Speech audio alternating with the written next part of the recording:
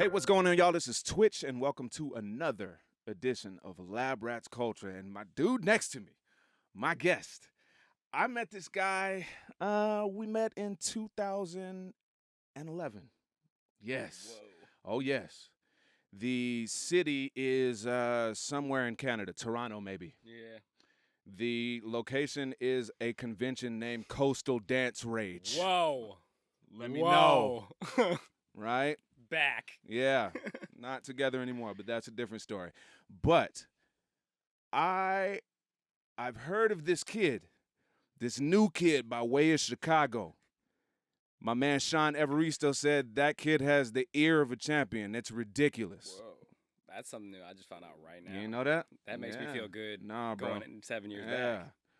Since then, my man has graced stages, even television shows, ABDC, part of Most Wanted crew.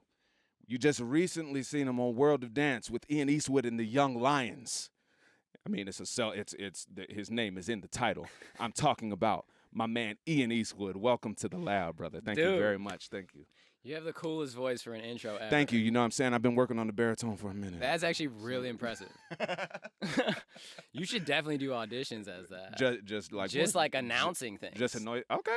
I'm not mad at that. Like, my announcements would be so underwhelming. Like, the way I start things all the time is just like, yo, what's up?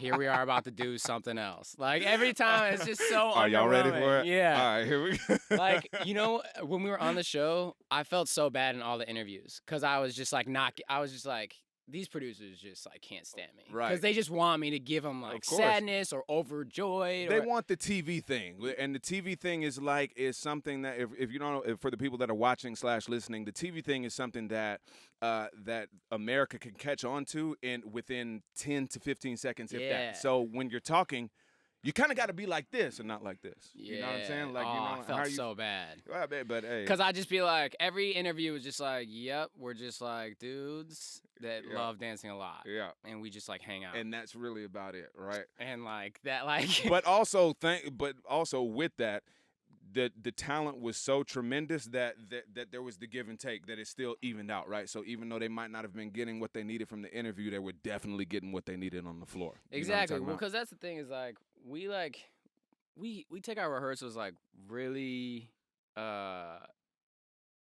chill. Like, the approach is just so laid back, but then when it's like focus mode, I think it's just like, I think being in the crew itself is enough of an accomplishment for them in their head to be like with artists that like really respect each other and like are really trying to actually kill it for no other reason than other to just like kill it. Right. That it's like, okay, when we're about to work, like, let's go, everybody. Absolutely. It's not like you're having to drag it out of anybody. So it's like if we're in the mode where we're kind of chilling, everybody's chilling. And if it's in mode where it's like, let's go, then it's like, let's go. And it's not like you're having to pull anybody like, come on this, come on that, you know? Which I think also is really special too, because you know, while we're talking about it, could you go ahead and talk about Ian Eastwood and the Young Lions, right? Because from the moment that I've known you, I know that the Young Lions, if you guys don't know, I don't know where you've been, but the Young Lions, it started out as a workshop, correct? Yeah, exactly. So could you talk about the evolution of, just kind of having the Young Lions workshop, and then how it evolved into Ian Eastwood and the Young Lions? So this is cool because no one really usually gets the full story because they're not, like, there's never time, right? So, yeah. So, like, in 2009, the workshop thing in Chicago was like a really weird space, right? Where like you couldn't basically host your own workshops unless you were like under a crew or unless you were a big choreographer coming to town. Got it. So this is at a time when like Dance Success was really big at the time, and there was like a couple other local community crews, but maybe only 2 or 3. And if you weren't with them and you weren't in their company class, like you couldn't do anything outside of that. You would get no love or no support in any way. So it was at a weird time where I was like at an age where I was like really trying to like get people to like see me as an artist. And I felt like there was a lot of people that were choreographing in Chicago that weren't really like in the mindset of like, I'm trying to be a choreographer. And I felt I was that. Got it. Okay. So it was like But then I was being held back because I was 16 and people were like, you're 16, you're not about to really be teaching anything. Right. And it was just like this weird juxtaposition because it's like I felt I was hungrier than than certain people, not everybody. Right. Like people like Annie Jameson were great. She was running to Excess at the time. Okay. And she like really gave me a lot of like ammunition and love. And so did Lee Daniel, but he had just moved right when I started. But like it was just like this weird time where I felt like I had to be respectful, but then like felt I had a lot more to offer than I was being able to. Right. So basically what happened was like Thanksgiving weekend one year, like my parents were like, you should host your own workshop. And so we hosted my own workshop and we had like a really good turnout. And it was like unexpected because it was like actually love from the community and it was just me by myself, not bringing in an outside choreographer. Right. And we called it like a Young Lions event, and we called it that because we felt like I was like young and hungry, and like actually we might not have even given it a name the first time. Maybe it was the second event. And the second event was I had become like good friends with some of the choreographers that were just starting to put their material online, which was like such a new concept, as you know, at that time. Like I remember the first clip I ever saw on YouTube was on Tucker's MySpace page. Shout out Tucker Barkley. Let's go. Shout out Tucker Barkley. First YouTube video I ever saw was Tucker Barkley and Gigi in Gil's class. Yeah, at the Boogie Zone. Yeah. So that was the first online video I'd ever seen on the internet. Right. Which is like awesome. Right. And I was like trying to put my work up. And so this was at that time where like some of these newer choreographers were able to like be seen dancing online. Right. And I become big fans of them separate from them assisting whoever they were assisting at that time, which was like, you know, Tucker was assisting Brian all the time. Actually, Tucker was assisting everybody at Monsters. Same thing with Nick. He was like just starting to get real popping too. But like they were struggling. I remember talking to them like, not Tucker so much, but like I remember talking to Nick saying like he was struggling. We're talking about Nick DeMora right now. Yes, Nick DeMora, creative directing all of, you know, Bieber stuff right now. Yes. But I remember talking to him and him saying like he was struggling trying to just get a class, trying to find his space, booking jobs, this and that. And I was like so confused because I was like such a huge fan of Just Dance outside of the hype that I was like, how does no one think you guys are the dopest? I think you guys are like the illest. Right. You know? And I didn't really understand the hierarchy thing, and neither did my family because they're both artists. Both Julia and Peter are artists as well, so they didn't understand that either, you know? So they were like, okay, well, why don't you reach out to some of your friends to, like, come to Chicago? The workshop scene had kind of died off because I think To Excess had kind of, like, simmered down a little bit. Right. And it was like, well, nothing's really going on in Chicago right now. Why don't you bring in some of your friends? I'm sure they would be down. They know us, like, to stay at our house. Right. We won't, you know, have to go, like, really deep in our pockets. And then maybe we can make some of that money back, basically, by, like, having people at our workshop. And then maybe you can have an opportunity to directly work with people that you look up to. And maybe you guys do a collaboration. And so then that's kind of how it started, was not only a training program for just me personally, but also a training program for Chicago. Absolutely. Because it was able to, like, bring new cats that were, like, just getting their work out to a place of people that were, like, hungry people, not associated to any crew, you know, because Young Lions was just me and my parents bringing in our friends that we thought were dope, that weren't popping yet, but were, like, really, like, on that rise of, like, we saw their talent. Yeah. And so I think people in the community just rocked with that, and that was cool. And then Young Lions continued to grow on, and, like, I kind of, like, grew through my age. It went through, like, we started bringing the workshops outside of Chicago and trying to bring, you know, then I kind of went on America's Best Dance Crew, and then there was all that regime of choreographers that I was on the same crew as, that we were kind of touring around with those people, you know what I'm saying? And then at a certain point, I was teaching on convention, and Young Lions kind of evolved to a point where I was like, okay, well, I was maybe like 21 or 20 at the time, and then I was like, I've seen some of these kids grow enough, like how I felt I grew from when I trained under the people I trained under, and I feel like I've been that for them for a bunch of these kids or now adults. Like, I should start making this a training program, kind of like underground, unspoken, not a crew. Not necessarily a crew, but crew-esque. But crew-esque in the sense that, like, if I see you in my class and I've called you a young lion, or I've awarded you, like, we were calling it Young Lions for Life at the time, which was if I saw kids that had been coming to all the workshops, that I saw their improvement, and we had just given them scholarships to too many times that it was like, there's no point in me awarding you this every time. You can just come anytime you want, wherever. Dope. So then there was kids that were following Young Lions individual spot dates that I've been training. Like there's a new crew that they just become a crew, but we're kids that I all trained for the last like 6 years called Wolfpack out of Jersey. Right. And they're all like 15 to 17. But I started training them like 9 to like 12 or whatever. Wow. And so they've now been training with me 5-6 years, but following everywhere, but then they don't have to pay tuition. So we were calling it Young Lions for Life, and it was kind of like a permanent scholarship program. And then I started to slowly book more jobs out in LA as a choreographer. And then it was like, well, I should obviously use all my dancers. And then all these kids that have been Young Lions for Life in all these different cities started to become 18, started to move to LA. It was just like a very natural, of course, slow progression. And then literally I'd gotten the call a couple times for World of Dance. And I was not interested at all. Now, is this World of Dance as the television show, or World of Dance the live event? Television show. Television show. Okay, got it. So I had decided, like, it started to feel so good bonding with the kids and giving my time to them, because I had seen this major shift in dance, as I'm sure we'll talk about at some point during this conversation. I'd seen this major shift in dance, and it was just like very disheartening to me. And I was like, it was along the lines of like, what am I really doing though, to change what I'm upset about, right? So like, I'm gonna give way more of my time to these kids. I'm gonna give way more of my time, way more of my energy, and it won't cost them anything, and it'll like be inspirational in a different way where they can like really feel good about being challenged and like they're learning something.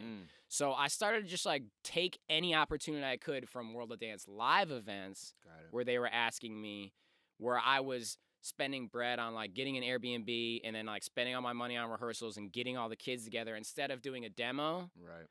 Which is what like a lot of people do at World of Dance, because it's hard. You don't get any time. You don't get, whatever. It's hard to bring people. What I was doing was I was actually spending money on like using my money that I'd make from that for the Airbnb, for the rehearsal space, and then getting all the kids to come with me so that it could be like me and the people I was training. Right? And it's all been people that I've known now 5-6 years, or every once in a while, a new cat that I saw in class 2 days ago. I'm like, come rock with us. We got this energy. We got this vibe. Come through and chill. I love that. We're on this. Absolutely. So I had just started to do like maybe 1 or 2 things where I was toying with the idea of making it like me and the people that like have worked so hard at my style over the years. Absolutely. Because I wanted to make it a thing that wasn't like, in dance community, it was always like there's crew auditions and there's, you know what I'm saying? And it's like, I wanted it to be different than that in the sense that it's like all vibe. Right. Okay. It's all like, I've seen you in class for 3 years. This year, you got it. Let's go. Or I've seen you in class 2 times. You already got the vibe. You already are in the space. You're still like not there in a lot of ways, but you being shocked this hard with your head and like the way you learn, you'll be good. Right. So it's me directly feeling out my energy with the kid and like feeling out like how I need to like guide them as somebody, and then also allow them to do their own thing, their own shit. I really like what I really like about that. Is I mean from the beginning, it's hands down your style is incredibly unique, right? And for me that's something to be said nowadays, because there are also a lot of Ian Eastwood clones. You know what I mean? I don't have to say anybody by name, but truth be told is that there's a lot of people that watch your concept videos, watch your class videos, and they pick up on angles. They pick up. They think they're picking up on the vibe and what you're putting down, but really they're just learning how to replicate what you look like. So then when they come at nothing really ever fully translates because they're missing the major element, the essence, exactly. So I think that's dope that you found the mindset to extend that to other people, because there's also a lot of people that are selfish right now. Do you know what I mean? Yeah, and only 100%. using that kind of clout for themselves. So I want to ask this: is that listen, I'm a huge fan of you, but also I love your parents. Oh yeah.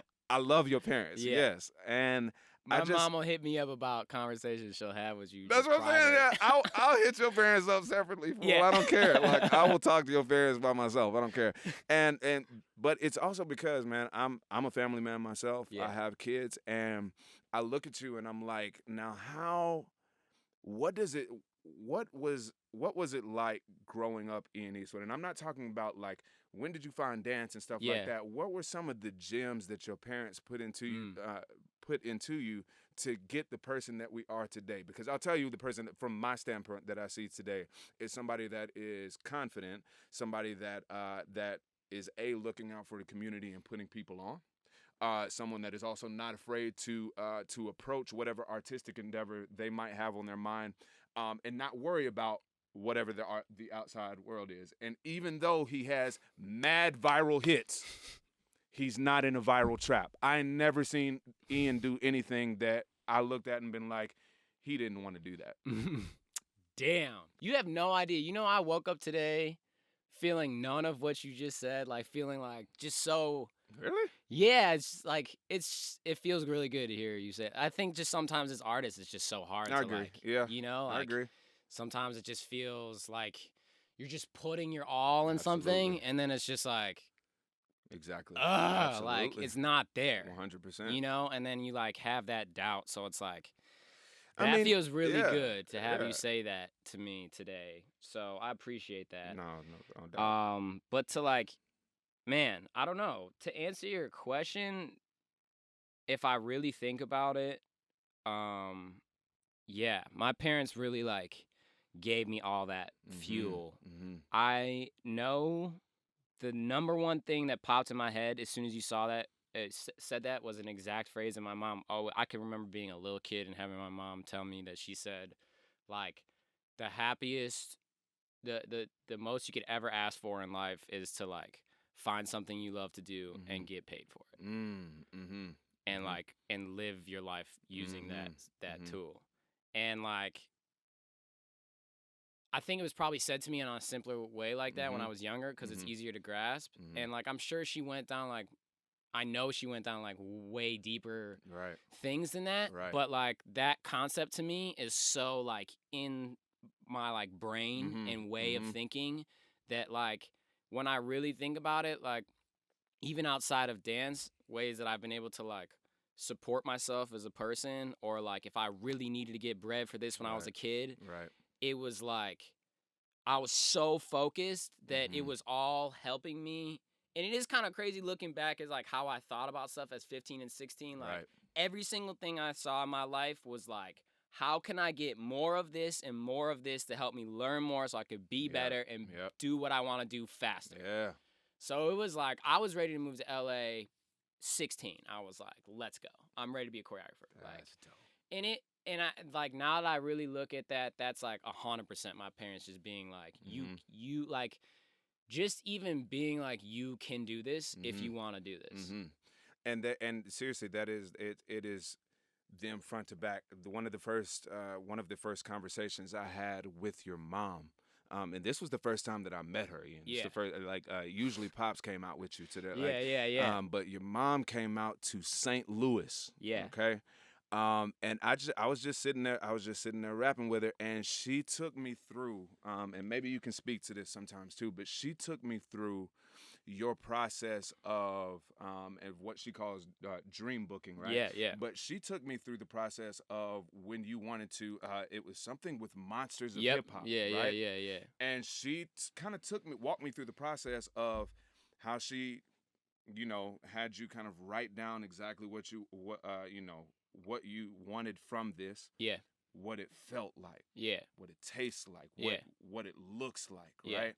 And then how you hit that goal, and then she immediately told you, now it's time to start another dream. Yeah. It's time to start another one. Yeah. And to me, I think that's just, as a parent, man, that's I hope that that myself and Allison, I hope that we can somehow find a way to pass that along to our kids in a way that it's being picked up the way that you picked it up. Because like your parents can tell you whatever, right? They can talk to you all day long, but it's that matter of like soaking that knowledge in and then applying it. You know what I mean? Like, I think the number one thing like from my parents that I like give them, and I'm so grateful for, is they never dumbed like a single thing down for me ever.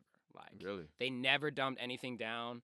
This will show you, like, they really like took time to think about like how can we help him be not just better person, but also like successful human being that like holds themselves as like an adult.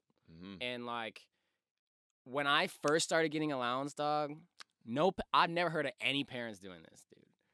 My parents gave me 5 tins, like 5 cans. They were coffee cans, and my mom took the time to spray paint and then write on. And they were divided up into savings, charity, quick cash, college, and I don't know, something else. For allowance. Wow. My mom was having me divide up my allowance, for like part of it for charity, part of it for like I want to save for something bigger. Part of it for I want to go to movies. I want to do this. I want to do that. And then I think it was like college or something like that. Wow.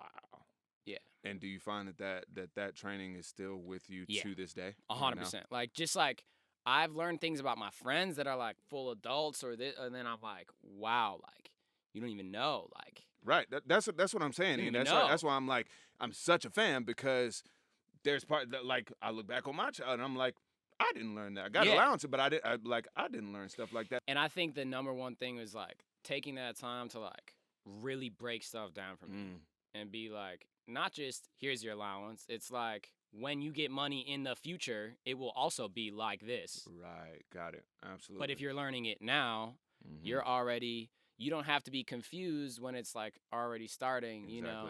And then it kind of like the same thing happened with like art. So I already had like an inclination, like a really, it was so easy for me to relate all types of art because my parents were artists and I could just overhear them talking about art. Right. To themselves even, you know what I'm saying? So I don't even know, but like there was probably so much, you know, but like I was already, my mom loves to tell people like I was already understanding what like contrast and like composition and like what all these like artistic words and what their value is. I remember being in school and being in art class like 5th grade, 6th grade, and them talking about composition and doing this and looking around at other kids and having them have no idea what that meant. And I was like, what? Like, what do you mean? Because I didn't understand, because it's like, my parents are artists. That's just part of my life. Of course.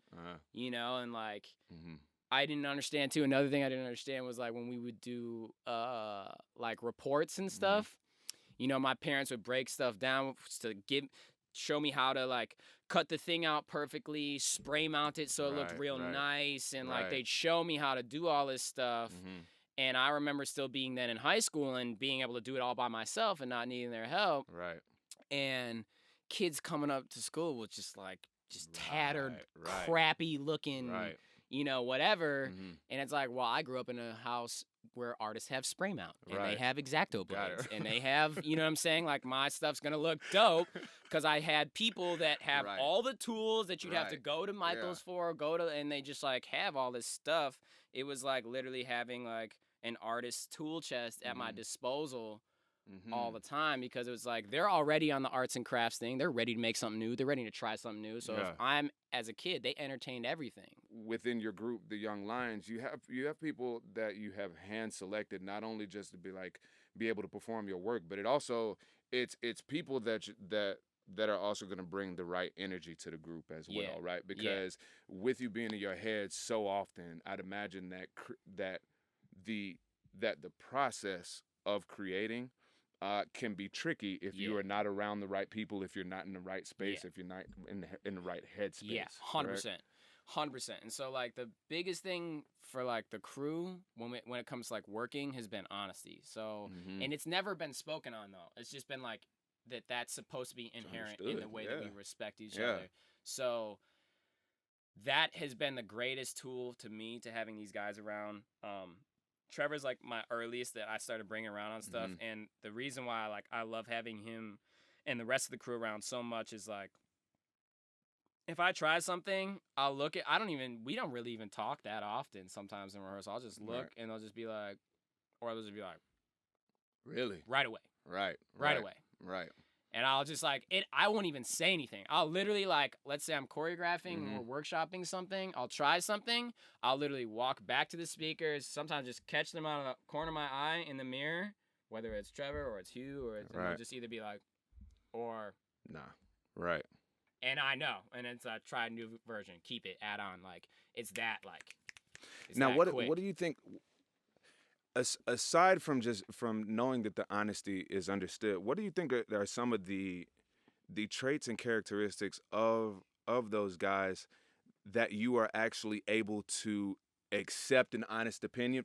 Because as you said, as an artist, you're very empathetic and very sensitive, right? Yeah. So while creating, you're kind of also in a vulnerable spot, right? 100%. There's times when I've been kind of choreographing and I don't want to. I actually don't want to know yet. Yeah. If it I just want to feel it out myself. And 100%. you know what I mean? So what? Can you speak to Can you kind of speak to the energy that they bring to the circle, where you then return trust in them, to where you're making something up, and you look to them and that they're speaking for you, saying, nah, 100%. Do you know what I'm talking about? So that I think breaks down to one simple thing, and that is that I make my relationship with my dancers and my crew 2 ways. That's the number one thing. So they know that coming in, that it's 2 ways. As long as if they're trying and working as hard as I'm working, they know I'm right here with them. If I feel like they're not trying as hard, I'm not trying to hear what you're trying to say. Right. Okay. Don't care. Okay. Right? But if we're both here and we're both like, this piece has to be great because we want to make this piece really great. If we're both here and we're both on that and I could see that, then it's like, I hear you, I feel you. Right? I see. And that comes in too with the overall structure of Young Lions, which is that I created, touching back, kind of going to connect it all together, I created the name Eastwood and the Young Lions as a concept of of an artist in their band, right? So that they've trained high enough. The band of the greatest artists is about to be just as gnarly, right? James Brown and the Famous Flames. Exactly. So they're about to be just as gnarly as the front runner, right? And the idea there is that then, with Young Lions as its own name, we can just swap these names out because we're all choreographers. So it could be Trevor Takamoto and the Young Lions, Bong Boon and the Young Lions. I see. Wow. Or a bigger artist and the Young Lions, and it's not my name's not on it at all. Got it. Okay. So it creates, because it's taking the idea and shifting the idea from a dance group to what a real hip hop crew is, right? A hip hop crew, a real hip hop crew from back in the day, it's loose. It's you add a member, you lose a member. Right. This person had work today. Of course. It's not so boy bandy, we're called something 5. And then, oh no, the contract is up on this person and they want more money and now we can't do this. Now we lost our member. It's just so much stress. Got it. Hip hop is very it's way looser than that. It's way just 100%. We're this vibe. Got it. Okay. And then it's we could switch it up wherever, you know what I'm saying? And that's kind of that was kind of the structure of that. And I think with them knowing that when they come to the table, it's okay, this is clearly my job. Right. And we're all here to make sure that my choreo for this piece for us looks great. But we all want to make it look great for the job. I see. If you got a video, we're all going to try and make it look great for your video. Okay. I'm just a dancer in this video. Right. If I can help in some other ways, you want me to help produce it, you want me to help maybe color it a little bit later, or just give you an opinion on it, you want to color it yourself. I'm not that. There's so many mentors that get this role of mentor confused. They get it twisted and make it a selfish thing. Speak on that, please. Yeah, speak on that. So what happens is they see the talent and magnitude of somebody and they feel threat. Bad mentors feel threat. So bad mentors will do everything they can to keep you right here, but soak all your creative and soak all your energy. so that they're good, and they're gonna just keep this spot because they could keep this spot as long as they want. If you're down here creating and nobody even knows they're doing it for you, they could keep this spot till they're 50. Right. If they're not really doing it. Wow. Okay. Right? So if they're not really doing it in the first place, and people don't even know if they're not doing it because their style, their thing isn't really them. Right. Right. They could just keep this person down here forever. Whereas I see like right now as a time that's like, first of all, the world is insane. It's super crazy. The planet Earth is just like, right now. Who knows? We're looking like minute to minute at this point, right? So like, so the way I see it is like, first of all, I'm not really that crazy popping. You know what I'm saying? I'm good for a dancer. I'm good for it in certain ways, but it's like, I'm not on a scale where I'm like, I just got bread to burn or, you know, like I'm still a normal person. Like I'm still like, chilling, doing my thing, like as my art. Right. Who am I to like? What if someone in the crew is like got some crazy shit that they gotta like accomplish in the world, and like they just so happen to be really good at my style, and this is what they want to do right now. But what if they got some bigger purpose? Why would I hold them back from that? Whereas I feel like so many mentors don't get that. It's like you're actually holding these people back from what they're like truly capable of accomplishing as like maybe they're a artist in a totally different way than you see them right now, but they're not able to like grow and excel to a point where they can reach that. Exactly, because they're only being held in this category. Especially because dance is such a like, it's a shelf life, and in certain ways, and not that many ways, because you know Pete's still throwing up grams at him. Like, well, but look, here's the thing. But Pete is also a standout. Standalone legend. Mr. Wiggles, standalone flow master. Like you know what I mean? They're still born to do it, putting crazy rounds out. Yeah, still. Yeah.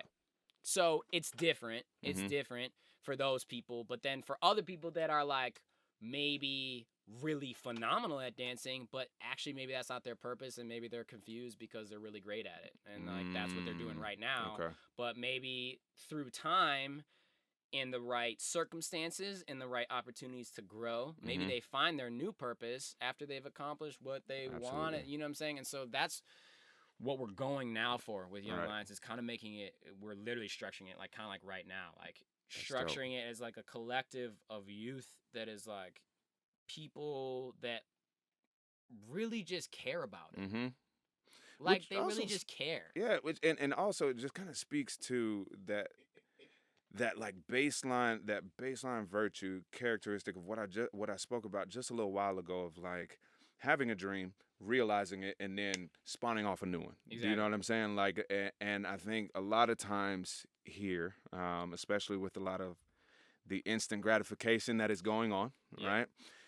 You can dream about, there are kids that are dreaming about something a lot, right? And then they get it, and there's nobody there to tell them, okay, now what's the next one? Exactly. You know what I mean? It's time to move on into whatever it is. So let me ask you this: what mentors did you, of course, aside from your parents, but what mentors did you have that that really put you up on game, that did a good job of mentoring you? Like hustling and absolutely. So yes. I would say like the people that really took me on and took time were like. Marty would definitely give me his time early on. Shout out Marty Kaduka. Shout out Marty Kaduka. I was, major fanboy with the socks and everything. Like he would, socks and basketball shorts. But you know what's so crazy? I actually talked about this the other day. It's hard because the mentoring scale. It's hard because the space has shifted. So what mentors did for me, new kids, because gratification is so easy and so instant and so abundant that they wouldn't feel how much it meant to me at that time. Got it.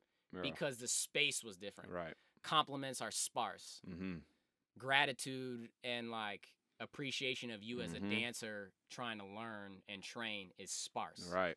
Exactly, because you didn't have there wasn't somebody, or better yet, there wasn't the space to comment on the clip that you just threw up. If they saw you in class, then that's what it was. But it wasn't necessarily. And they might not just talk like, to you after class. Exactly. And they might go on the plane right away. Yeah. And they might have some other shit to do that day where they can't talk to you. Right. But they thought you were good. It's a thought they had in their head. Right. They had a couple notes for you, but like they had some other shit to do. Right. Like, you know? Mm-hmm. And not even that. Now you're also factoring out like it was even rare for one of your peers to come up to you and be like, yo, you ripped class. Of course.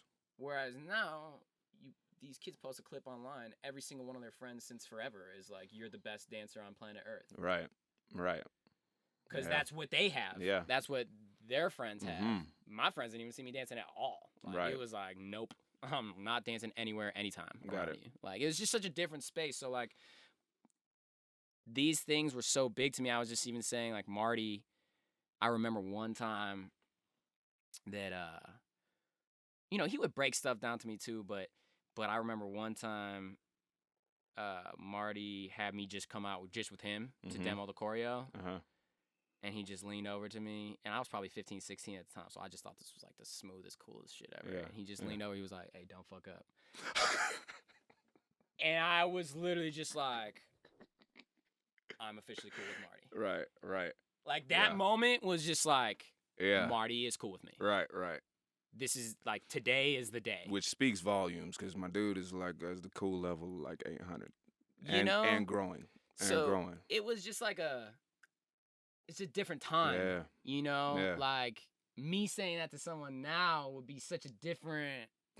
juxtaposition. Right. Like, it's just... Well, I mean, in ways, I don't know, because you saying that to somebody now, it really kind of depends. It depends on the student. Yeah, you know what I mean? Because 100%. Like, let's also not downplay it and be like, you're not that impactful. You're impactful. Now, I'm not saying. No, like, I see what you're saying. I'm just saying.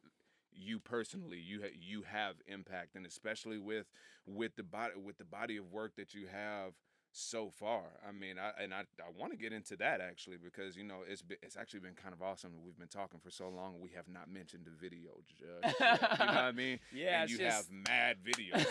Like, you know what I mean? But with that is in this, okay? Yeah. Like, creating something for video purposes, which I think you've. It seems like you've been incredibly efficient about too, right? Because like, and I guess that speaks to, you know, figuring out how to get some of the group with you wherever you're going, as opposed to just getting paid yourself and just doing something yourself. You're looking out for longer game. Yeah. So if you can, just could you take us through the process of what making a video is for you right now? Yeah. You know what I mean? Because it's you've been at it for a while, and you've been in front and behind the camera, right? Yeah. So if you could just kind of take us through the process of you know. Totally. It's actually it's pretty interesting, because it's like a straightforward breakdown too. Like, it's very like, I have a very specific way I go about it, because I realized the other day that I've been making internet videos for 11 years. Right.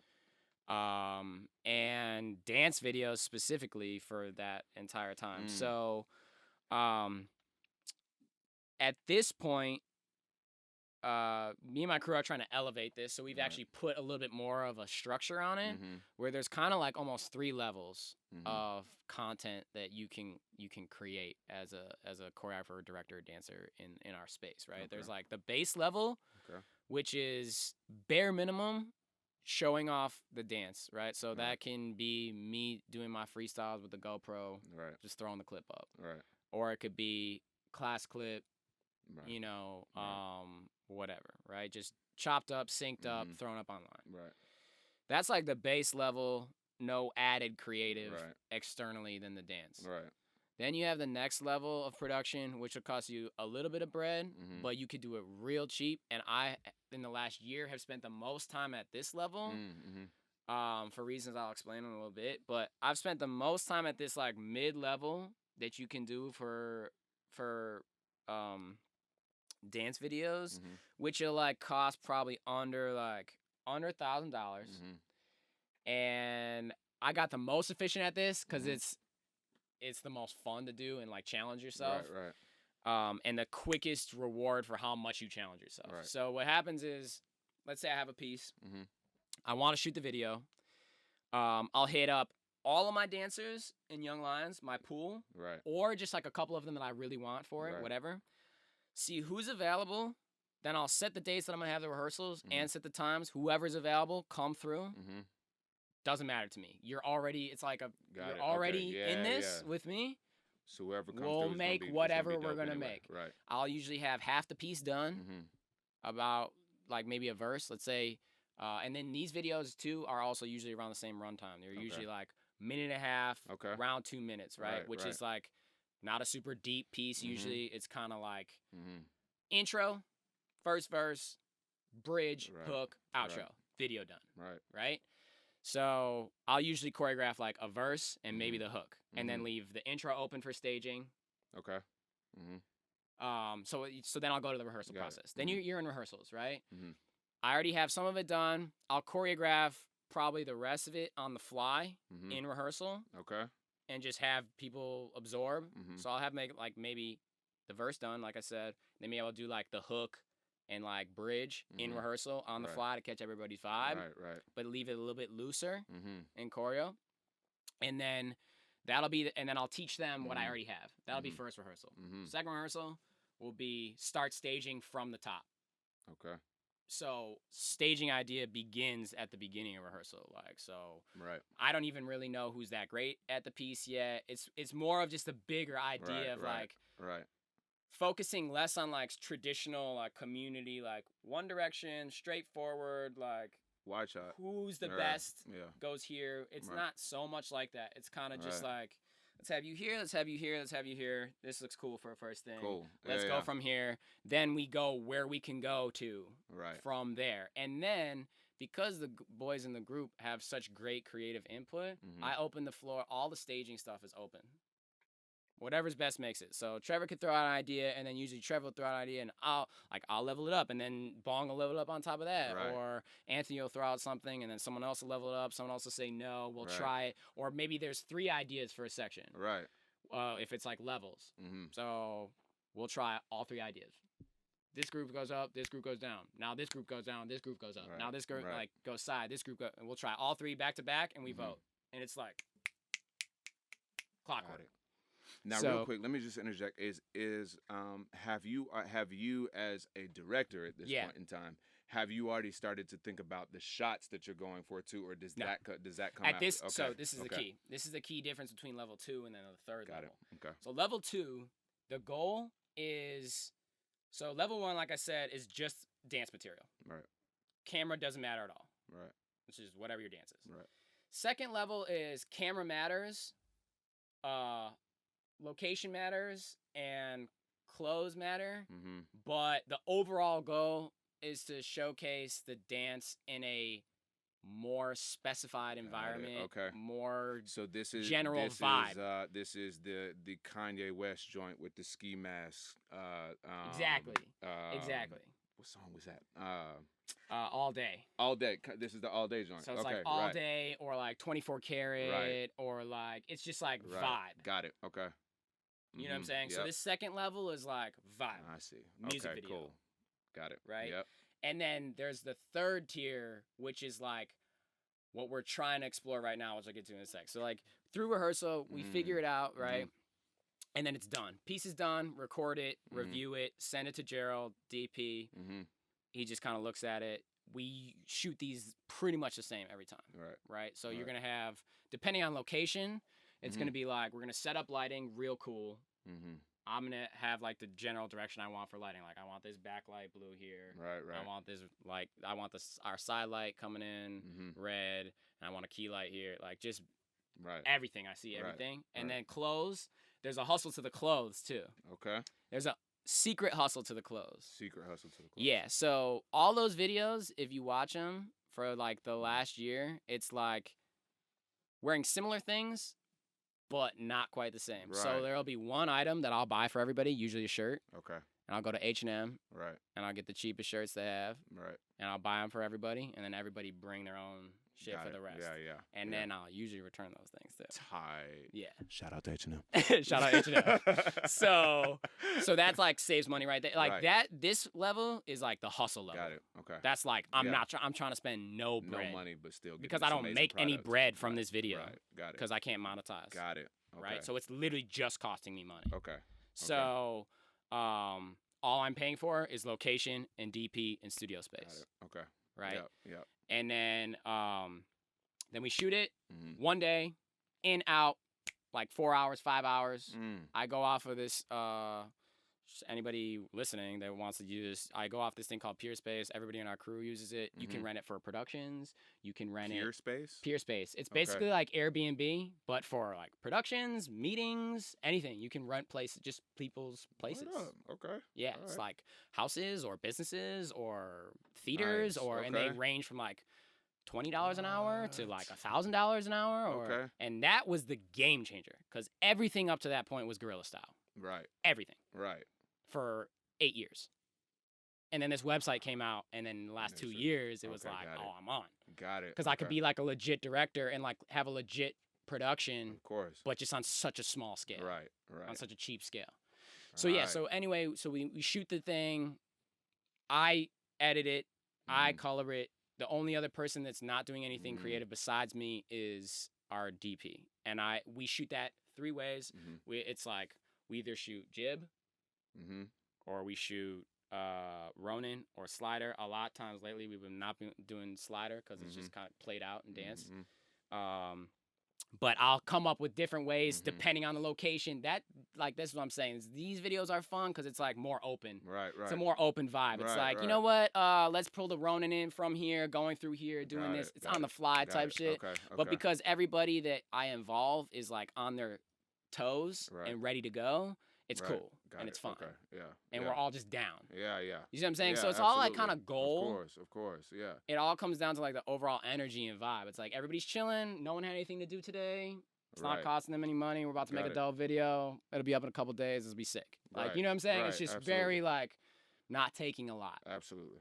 So it's cool. And then the third level is what we're exploring right now, which is what I kind of was doing maybe more 4 or 5 years ago, or like maybe 2, 3 years ago. And then the tape kind of, when I dropped the dance mixtape, that's kind of on this level, which is like either concept or I'm seeing like, I'm trying to involve camera in a way that's beyond just like, we're at this corner and we're about to shoot the hell out of this corner and then chop it up. Right.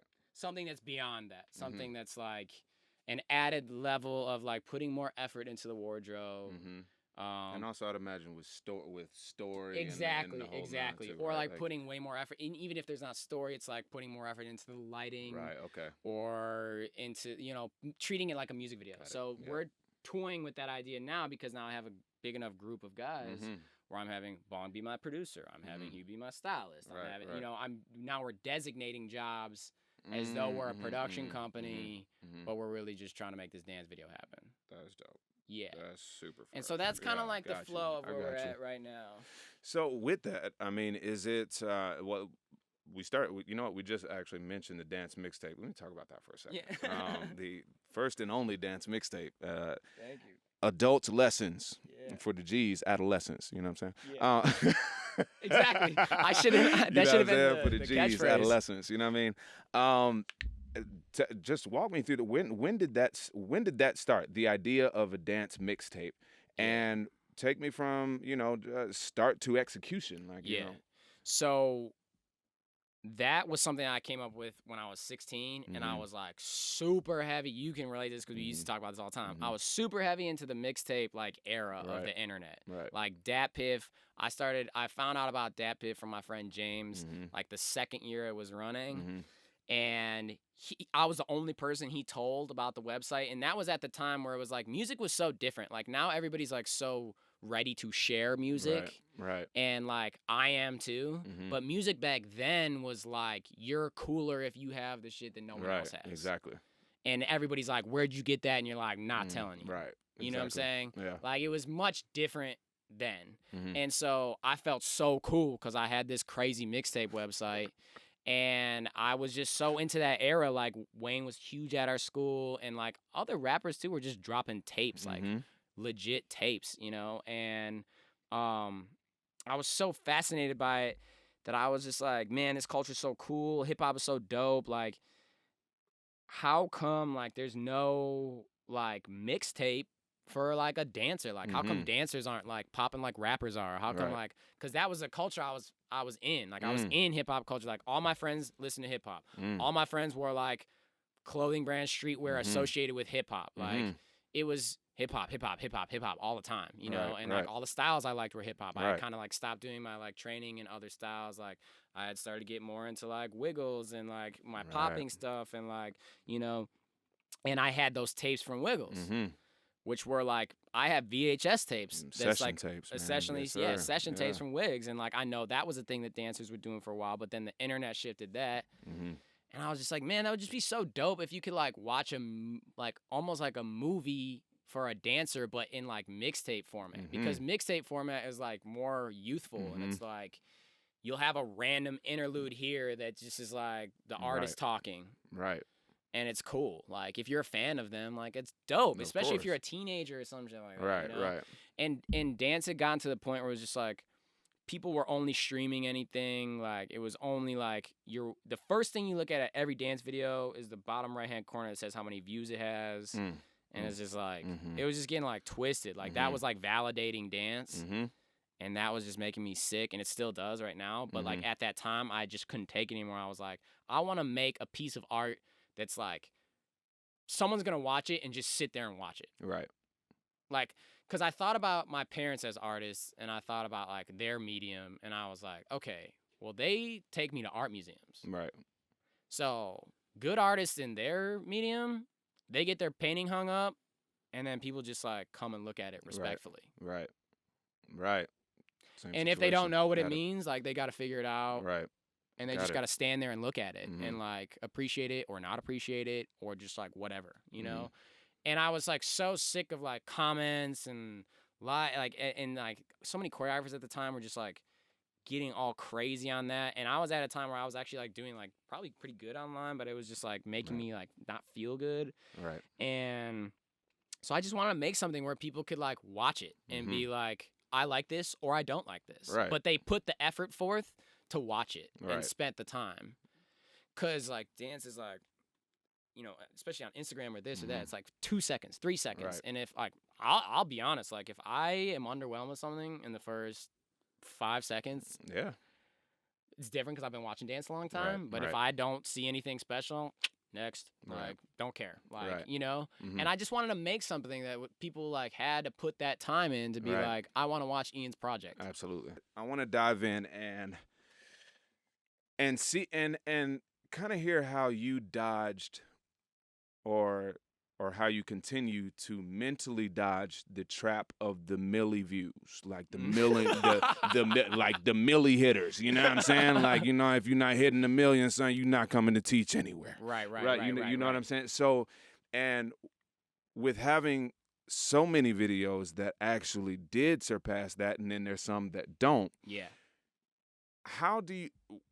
What is that in you that is you know, whether it be a person or people that kind of help keep you grounded, or is it you? How do you kind of dodge getting caught up in that? Because I'd imagine that it can be very easy with instant gratification, and if you do something that hits 1 million within, you know, a couple of hours, I would think just as human, just from survivalist instinct, and I'm not even talking about being an artist right now. I'm saying, you know what, if this is gonna get me paid, really then shit up. like, yo, there's another song like this, and I can do some moves kind of like that, but it'd be different. Right. So that is actually, it's actually pretty simple the way it breaks down in my head at this point. There was a time where it was like, it was just a little difficult to feel out where I was at. And I kind of just like just stuck through that. And like, there were some waves along the way, but it was like, I really figured it out. But at this point, it's really easy because now what I would say the number one thing that dancers need to do that they don't is that dance culture will always be separate from hip hop culture at this point. Like current urban dance world culture, not like freestyle dance hip hop culture. That's always a part of hip hop. But it will always be separate if dancers continue to separate themselves from the rest of culture. It's on dancers. It's like dancers are like always like, I only hang out with dancers, and I only go to class with dancers, and I wake up with dancers, and I hang out with I go to the club with dancers, and I like. That's not what hip hop is. Right. Hip hop is all these arts coming together, and most of the people in your crew do multiple art forms. Well, I mean, hip hop is also it's a lifestyle. It's a lifestyle. It's a whole lifestyle. It's a whole lifestyle, not just a style of dance. Right. Exactly. So it's also incredibly underwhelming when you're with all people that all they want to do is talk about this class or that class, right? Because your brain is so creatively limited to like, okay, well, I guess all I can do if I'm a choreographer is make a dance from the beginning of this verse to the end of this verse. Okay. Right? Yeah. So that's the number one thing that dancers do wrong. And so what I did is that I saw dance so much as art, I think because of my parents, equally as other art. Right? Oh, okay. So I've always seen it that way as like, how come people don't look at me as just like equally as an artist as them? Which because of the way I presented myself throughout time, all the artists I work with do see me that way. Right. They do see me as my own artist because I stayed always doing my own thing, right? So what shifted it was probably around 2000, I want to say 2013, 2014, when I started linking up more with like artists on the rise, right? That were like just making great music that I just thought were dope. Right. And I always would put those artists on, but it was more like I made a genuine effort to be like, yo, you're dope. I would love to link up with you, like, and just make something cool. Right. Because I didn't, at a certain point, I didn't know what I was doing in LA anymore. So it was like, well, I should just like link up with other cool artists, find inspiration, and maybe just like even hang out with them or like, you know, just get outside of dance world. And so what ended up happening is all these artists that I listen to and put on a pedestal because I'm a dancer and I'm listening to this music artist. Exactly. Even if they're not so popular, it's like dancers' mindset is like, we're less. We're at the bottom of the totem pole. You're cooler than me because you make music. Right. Like, I can never be cool like you. Right? So it was like this weird thing. And then I started realizing, like, no, these are artists like me. Like, I want to just hang out with these people, absorb what they're on and their thing. So in Chicago, there's like so much going on with music right now and so many different artists coming up. I kind of just slowly started like chilling with some of them, you know, and getting really close with so many of them. And then also in the last 2 years, reconnecting with a lot of my like mentors that I like really want to always keep their respect because it's super important to me. And I'm realizing now how rare that is in the new gen of like, not all of them really actually care whether their mentors respect them or not. It's just kind of like whatever. Exactly. Whatever I need to do. Who are some of those mentors? So definitely people like Marty Kudelka, Nick DeMora, Tucker, Sean Evaristo, Lau Beniga, Keone Madrid, June Kamado. June. Wiggs, of course. My biggest mentor in life. I'm wearing him on my shirt right now. I'm wearing Wiggles to me is like, honestly, like, if there's one person that I could like look at their life and be like, that would just be so cool to live life that way, is like, I look at that. I'm sure, I'm not saying that he hasn't had any like struggles or anything. I'm sure he's had like a lot of shit he's had to deal with, you know, but I look at someone that's like, you know, I think he's in his 50s now, and he's got all these kids. He's been married for forever, and he does hip hop every day. Absolutely. All day. Yeah. He does hip hop. Knowledge bank and a knowledge and he's an encyclopedia of like experience and knowledge and like being like awake and doing something for the cause of doing it because you want to be great at it and sharpening your skill set and like always standing by how you represent yourself instead of like, because social media is so like, create yourself and be whatever you want behind that. Right. And who he lives as a person is like, and that's what hip hop is like, sharpen all of your life and all your skills and everything you can so that you could be dope on the spot doing whatever, anytime, anywhere, any day. Catch me. It's second nature. Because it's a lifestyle. That's what hip hop is. It's a lifestyle. It's not just this moment. It's a lifestyle. You're actually living it. And that's what I think is so authentic about him as a person, where it's like, I can go on his Instagram every day, and he'll be either in his black book, he'll be in a session, he'll be, you know, showing old footage, might have dropped a beat. Right. There was one video where he's like dropping knowledge, playing his own beat, and showing and showing his tag that he's doing that. And I'm just like, man, like if I could ever be like that authentic and talented, just chilling, like calm, you know what I'm saying? And just like that would just be such an ultimate like level of like master success, you know. Shout out to Wiggles, man. Yeah, Shout out to Wiggles. And I have to say too, look, and with this talk of like hip hop culture and with hip hop being like it seems like a major bridge in your life, a major connecting bridge to a lot of things. I gotta say, man, like you got to work with one of my favorite artists, who was Chance the Rapper, bro. Yeah. Right? And I mean, besides the Chicago connection, what was that like? I mean, it's awesome. Well, because that dude is out of here now. He's like, you know, he's really out of here at this point.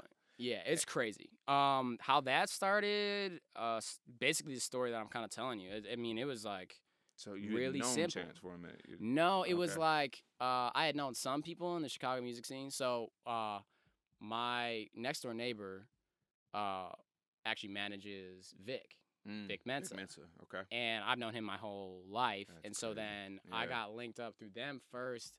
And then with Chance, it was like I had just dropped a video. Yeah. Like, and I put some Chicago footwork in there, and like, cause I was blown away that this artist from Chicago was like actually putting like juke music in and stuff. And and then I had looked him up and saw he was like, me and Chance are the exact same age to the day. Really? Yeah. Exact same birthday and everything. Exact same birthday. Right. Okay. Which is really weird. Okay. And then I saw his show one time, and I was like, I have to work with this artist, right? Like I have to. He's a crazy, crazy performer. Right. And we had just like linked up online, and a couple things were supposed to happen and just didn't work out. And then we came together for Sunday Candy because Austin Vesley hit me up to choreograph it because my name had been starting to buzz around Chicago because I was like dancing to all these local artists. Right. So all these local artists were like seeing my stuff and being like, this kid's dope. He's from Chicago. So then in Austin, it would been like, this will be perfect. There's going to be a lot of dancing in this video. Done. And then pulled through, and it was kind of like not really realized how much I guess movement and things were gonna have to be involved. And me being a choreographer in that video, on the Sunday Candy video, it was like I was super inherent in the video just to try and make sure that we could get it all done. Right. Because it was just it was so many moving pieces, and like you know, and in Austin still having to accomplish all this stuff as a director, which is really hard, you know. So it was really dope that when the video came out, they just like, you know, they showed me a lot of love and gave me a co-director credit on that. And that was something that I felt like I would never ever experience, you know, in LA, where everybody's trying to push you down and be less than what you are. You know, I had just been hired as a choreographer and got a co-director credit, which was something I was trying to do I've been trying to direct for a long time, you know, and like this was someone from Chicago that I believed in, and like artists that like, you know, not just Chance, but also like the entire band, Social Experiment, you know, Peter and Nico and everybody. And like, they just gave me that validation of like, dude, you're killing it. We love you. Like, we respect you, you know, and that was just like, that was probably one of the best like moments for me, because I just really been struggling in LA of like, what am I supposed to do out here, you know? And then I felt a purpose because it was like, we rock, whatever you're doing, we rock with you, like, and we're just like dudes here doing our thing too, like, we feel you. And that, then honestly, that kind of raises a question right here too, is that your Los Angeles path is going to be different than anybody else's. Of course, everybody's going to have different paths, but you are not aiming to necessarily go to auditions to dance behind artists and all that kinds of stuff like that, correct? No, never even been one. Right. Do you find that I'm sorry, what is the biggest struggle for you here in Los Angeles, knowing that your path is going to be a bit different than the path that so many have followed, meaning they kind of start the journey as a dancer, of course, right? A dancer kind of move to associate choreographer, and the choreographer eventually artistic director, things like that. So removing the backup dance, removing that section, What has life in LA been like for you now? Do you find it hard to relate to a lot of the people that are here, or because that part is not even a thing, does that not even come into play? So it's weird. You know what I'm saying? Like my position in LA actually right at this very moment is super weird. It's like all the young creative people out here that are like kind of like really killing it or now are killing it on a big scale like Chance or whoever, you know. But I was good friends with them or connected with them at a point before that moment, and I just respect them as artists and they respect me as artists. So now I'm at this weird spot where like all the talent and like all those people and their teams, like they all really rock with me as a person. Right. But then like money never ever really gets me because like money people never really get it, you know, because like what I do is not exactly like all the time dance or choreography, you know what I'm saying? So like some things I'll do where I'll just like, you know, Vic's a good friend of mine. I'll just like go in the studio with Vic and just chill and like, you know, like we've made a couple random beats together and just like hang out vibe, like talk about, you know, where things are going on his album, like just like being there and being a fellow creative with someone that like these artists can trust. So some of that's like so beyond being a choreographer in dance, and that kind of also links back to what I was saying about dance limiting itself. Of that's been my struggle, is trying to connect that of like I feel like such a huge separation between like regular culture, hip hop culture, what's going on really out here in Hollywood and how all these people are creating and what they're creating, when they're creating it, and when dancers receive it. It's so late. It's so like after the label, after it's been released, after the video's out, when they need dancers for a job. It's like no dancers are part of those creative, they're not around. Right. Where they should be around.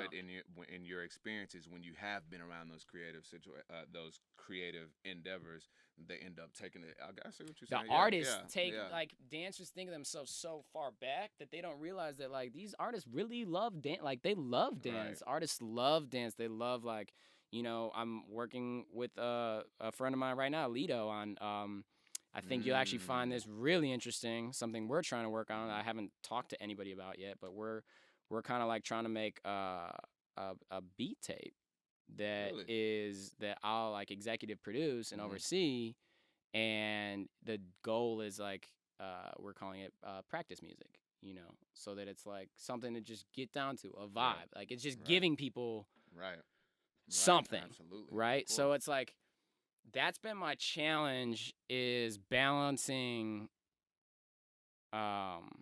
money and this being a profession and like really doing it for like this culture, because like the things that people see me as successful probably are not the things that support me financially. Okay, I see. Yeah.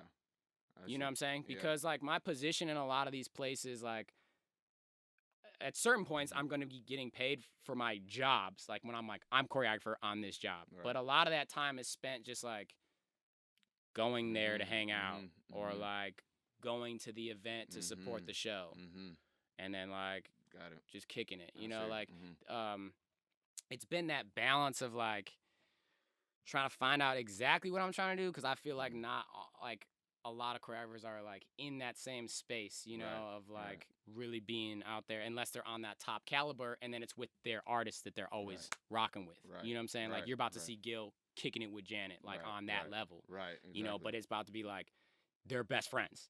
You know, so it's on like a totally different level than me too, whereas like you'll only see me every once in a while around these cats. Like hit Ian up for this. You know. So with that, it's weird. You know what, that it could be a tricky thing, but also I think it also has its benefits too, man, because you know, with just with that mindset alone, I feel like, and I think history has proven this, that you will just attract the things that you would like to do, even though you might have to stay this weird spot out for a little bit.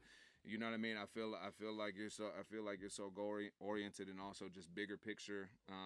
You just got the vision in mind all the time. So it's just, you know, if this is a weird transition, it might be it. You know, but I'm I have a lot of faith it's gonna work out for you, bro. That's interesting that you say that, because my girl's been trying to tell me the same thing. Like, I've been kind of in this like weird little like kind of like a transition state, you know, right now of like what am I? I don't know. I don't even know at this point anymore, you know? Because, like, if an artist's hitting me up for what I'm listening to that week, like, am I really just a I don't know, you know? You know, so I feel like I'm way more than just a choreographer and way more than just maybe a dancer. But then in like, many ways, it's like, I still want to really, like, lately I've been really wanting to hone myself as dancer choreographer because I'm feeling like that's slacking off because my attention, you know? So it's like, exactly. I'm kind of in that weird spot right now. But I think with what we've been talking about, like, with me trying to stack the crew in a way that, like, people are really exploring their own things, and then now responsibility of, like, just trying to keep this whole thing running is a little bit more evenly dispersed. I think it'll be cool for, like, me and everybody in the crew to kind of, like, explore some new things as well as really hone the craft too. You know, because that balance is just, like, really hard. It's a work in progress. Yeah. And even being, look, I'm many years, not many years your senior, but I'm older than you, obviously. And it's still a transition, bro. It's still a transition of stripping things away and being like, all right, well, who am I? What exactly am I doing? Because you get certain accolades or you hit certain goals, and then you're standing there for almost a little bit of time, almost bare, right? Because you've had so much fuel and so much baggage on you about getting this one thing, and it's that, and you get there, and for even if, you know, depending on who you are and what that turnaround time for that dream is, you're kind of standing there like, okay, now what? Yeah, exactly. Yeah, panic, straight panic. Yeah. So here's the question, and these are gonna be these are the last. This is it. The last. I know we can talk. This is it right here. Just putting a little seasoning. First question is this. Okay, and I think this is gonna be an awesome question for you, given the generation that you came up in, and also your perspective on this. Okay. We have this incredible tool of YouTube. Yeah. Okay. Worldwide. Yeah. Right. Incredibly popular dancing styles. Yeah. Yours being one of them. Okay. Meaning, like I said I think I said at the beginning, and there's so many Eastwood clones.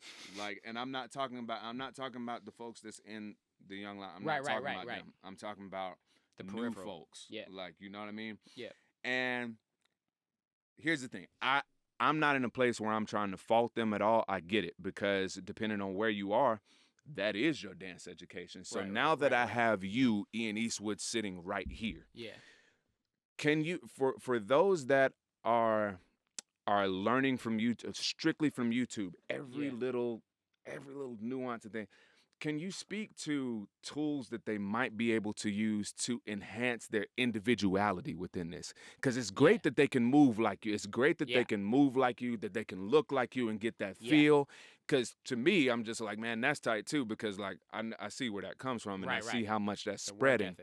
However, after a certain amount of time, when nothing changes from that, and then there's more people doing it, it's like, where's the originality coming from? Right. Because we already have Ian. Right.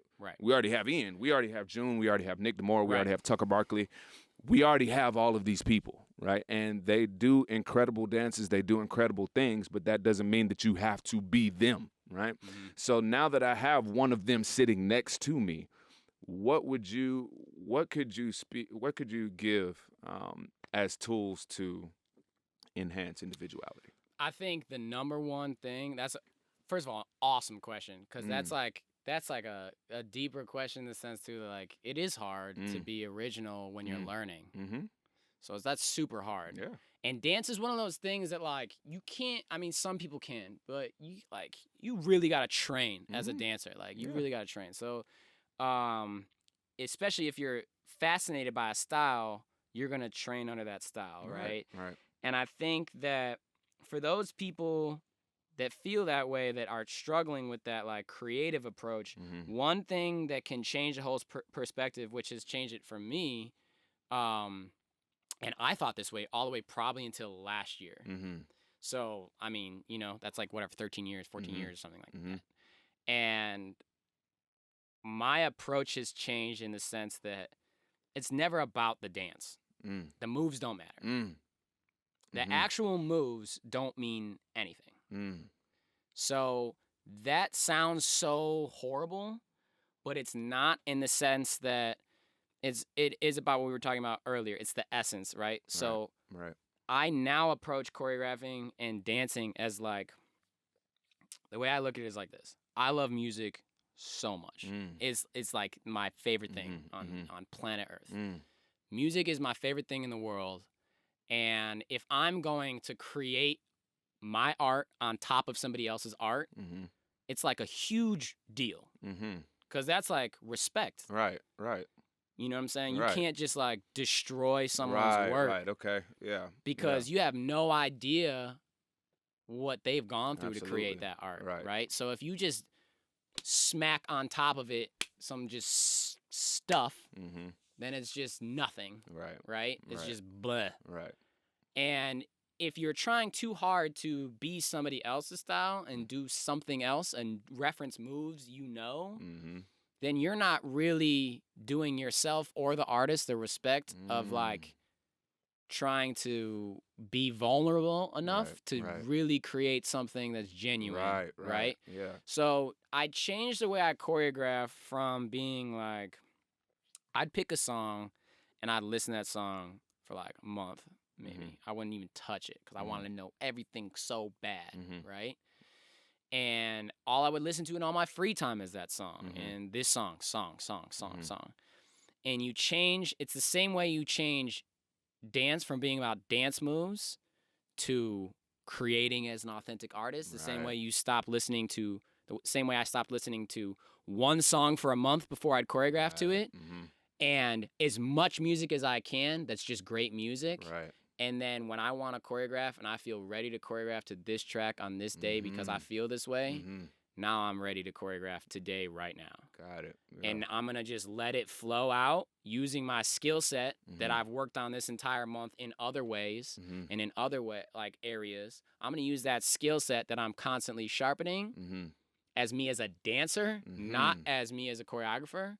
I'm going to rely on that skill set while I'm just letting everything pour out creatively. I see. So it's kind of the same way as like I think about wiggles in hip hop, but just in choreography, right? So I'm working every day on how I hear sounds. How do I hear this snare? How do I hear this hi-hat? How do I hear this 808? How do I hear this lyric? What does it look like? What does it feel like? What is it, right? For all of music, not just this song. Right. Okay, I see. So you're saying you're almost putting yourself in a place where you're fully immersing yourself